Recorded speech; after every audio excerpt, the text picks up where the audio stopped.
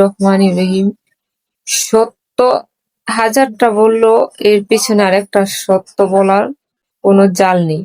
আর মিথ্যা হচ্ছে এমন একটা খারাপ নেশা জাতীয় একটা ফাঁদ নামক জাল, যেটা একটা বললে পেঁচিয়ে পেঁচিয়ে এটাকে সত্য করতে যেয়ে হাজারটা মিথ্যা বলতে হয়।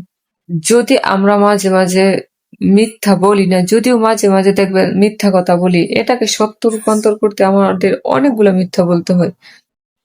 কিন্তু কখনো কোনো দিন যে কোনো পরিস্থিতি আমরা হয়তো যদি ভুলে কোনো অন্যায় কাজ হয়ে যায়, হয়তো আমরা সরাসরি বললে কিন্তু অতটা অপমানিত হব না, যতটা অপমানিত হব আমরা এই মিথ্যাটাকে সত্য করতে হলে।